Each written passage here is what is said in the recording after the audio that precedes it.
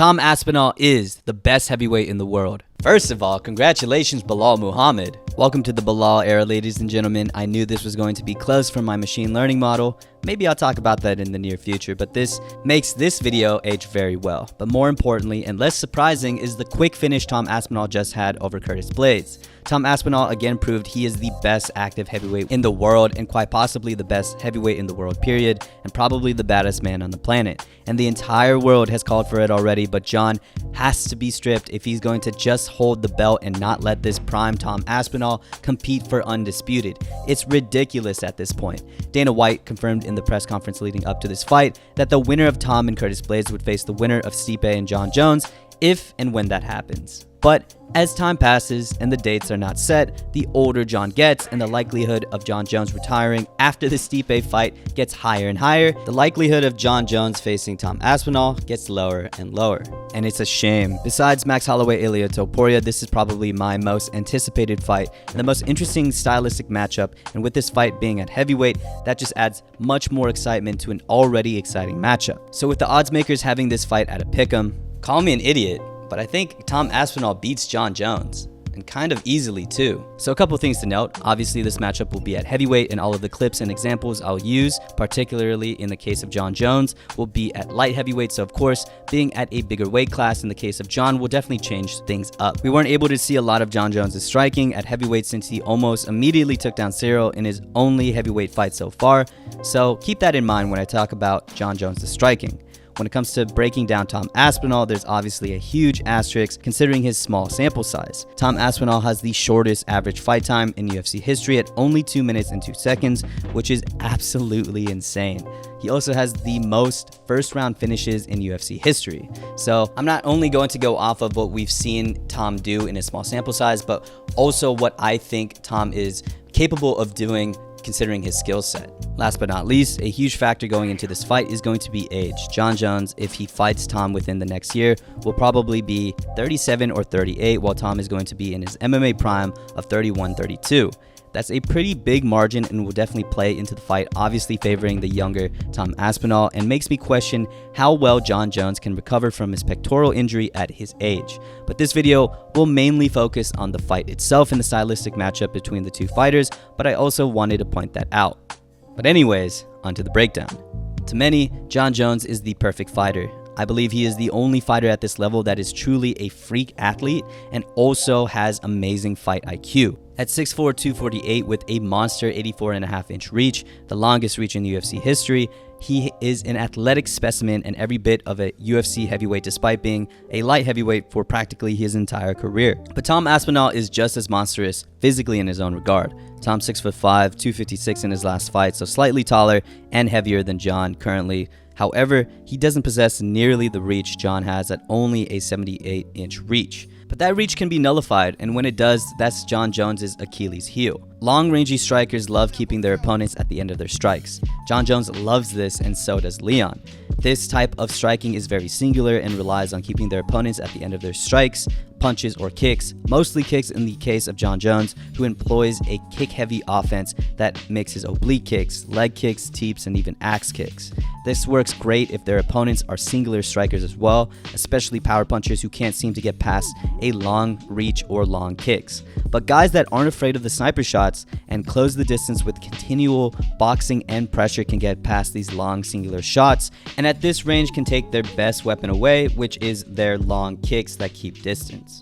We saw this game plan work to a T when Belal implemented his Canelo-like boxing and had no respect for Leon's distance and overwhelmed the quote-unquote superior striker with a barrage of punches. We also saw this in another amazing championship upset in Izzy versus Sean Strickland. Sean continually walked forward, put his fist to Izzy's face, and never gave him a second to settle, closing the distance to never let Izzy have room to kick. The constant boxing pressure matches up so well with these long striking archetypes archetypes. A lot of guys try to wait for their opportunity to catch these guys or try to find an opening for a takedown, but that just plays into their game, and oftentimes opponents are left on the outside of their strikes and picked apart. For John, he makes use of his insane 84.5-inch reach and his nasty kicks to control distance, and kept Rampage at range, Anthony Smith at range, Glover at range, and where he really thrives is when he controls both the distance and the pace. But like Leon and Izzy, he has trouble with constant boxing pressure. Let's go back to 2020, where Jon Jones actually did lose. Dominic Reyes executed a perfect game plan against Jon Jones that night, especially in those first 3 rounds.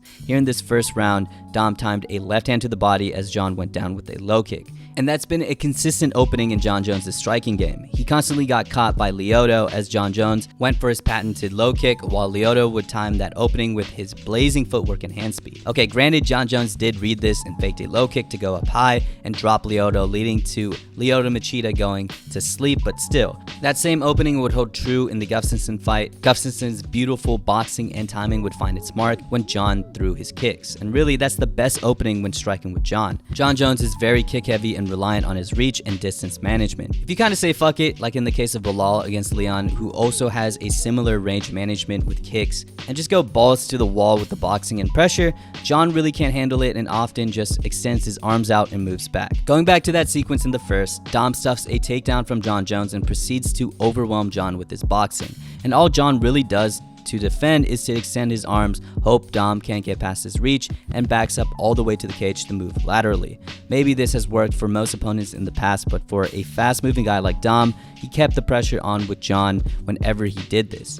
Same goes for the sequence in the second, though this time, to Jon's credit, he utilized more head movement as he backed up rather than just extending his hand. But when Jon at the end of this round slows down the pace and brings it back to his speed, he goes back to picking apart Dom with long-range weapons like the jab and his assortment of kicks. Though of course Dom would adjust in the next round as Jon moves forward and puts the pressure on Dom. Dom does the right thing, preventing Jon from setting and getting into a rhythm by going over the top of Jon's long right hand with his giant left hand that backs up Jon, forcing him to reset. And look at this beautiful uppercut as Jon tries to bully Dom with a jab. Again, Dominic Reyes does not let Jon get shots for free and gives Jon something back every time he tries to keep distance and slows down the fight. Gustafsson employed the same tactics, routinely putting the pressure on Jon whenever he felt Jon was getting into a rhythm moving forward. And this is the foundation to beating Jon Jones, and this is Tom Aspinall's bread and butter. What Jon Jones has historically been susceptible to is fundamentally what makes Tom so elite and dangerous. His speed, his footwork, his boxing mixed with his volume is absolutely unreal at heavyweight. He lit up Andrei Arlovski in this first round sequence, sparked Tabora, and quickly ended Sergey in the first real exchange in this fight. Tom Aspinall's boxing basically never lets anyone slow down the pace, and that overwhelming mix of speed and power is going to be such a bad matchup for Jon, especially considering he can't just back up and extend his arms. Tom's speed on the feet, again, doesn't make sense for a guy that's 260. He can close the distance and probably get past Jon's reach with ease and probably keep up with him as he tries to back up and move laterally. So the next question is, how is Jon Jones going to react? Let's go back to the Dom fight. Again, Dominic Reyes was finding a lot of success with his boxing, volume, and forward pressure. In the beginning of the fourth, he was landing bombs that definitely hurt Jon. So, of course, instead of backing up this time, Jon goes in for the clinch and tries to drop for a takedown, but Reyes stuffs it. When Tom puts that forward pressure on Jon and starts to light him up, I think Jon is going to adjust quickly and at the very least try to keep this in the clinch, where I really haven't seen Tom in. Andrei Arlovski kind of did this in his fight with Tom, though was pretty inactive in the clinch, just using it to slow down the beast in Tom. But I feel like when the fight gets here and Tom puts the pressure on Jon, Jon is not only going to clinch, but keep him here and thrive. I think this is where we'll see Jon Jones' strengths. Jon has a nasty elbow game in the clinch that we saw against Glover, DC, and Rampage. He loves breaking the clinch momentarily to land a giant elbow and then quickly bring it back to his control. Like right here, Jon is throwing knees to the belly, nasty elbows in the clinch, and probably some shoulder strikes too. Again, we've never really seen Tom in the clinch for far too long, at least in an active clinch, since at this range, he's either fucking people up with his boxing or going for a takedown. And speaking of takedowns, is Jon capable of taking Tom down? Jon at heavyweight is a big, strong guy. He looked every part of a heavyweight in terms of size when he fought Cyril and took him down easily to get the submission. But Tom is no Cyril. Tom has legitimate grappling, both wrestling and jiu-jitsu, and of course, size-wise is a bit bigger than John.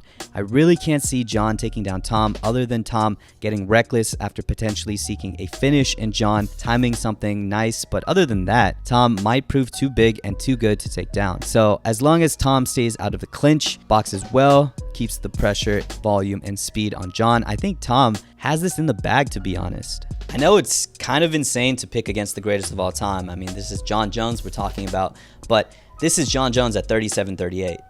I don't know how well he's going to be recovering from that injury. He's going to be coming off and facing a guy that's not that good, obviously, and out of his prime as well in Stipe Miocic, so he's not going to get valuable reps when he comes back. Meanwhile, we have Tom Aspinall, the young, prime heavyweight who just sparks everybody he comes across. And again, he possesses the skill set to defeat Jon Jones. And especially with his speed and boxing, his style is kind of the antithesis to Jon Jones. And we've seen in the past him being susceptible to volume, speed, and especially forward pressure with boxing. So as crazy as this sounds, I think I'm going to take Tom Aspinall here. And honestly, I don't think it's going to be close. But anyways, what do you guys think about this incredible matchup? I'm so excited to see this matchup if it ever happens. But probably John is going to do what everybody thinks he's going to do. He's probably going to retire after the Stipe fight. But again, what do you guys think about this fight? And thank you guys for supporting this channel. Peace.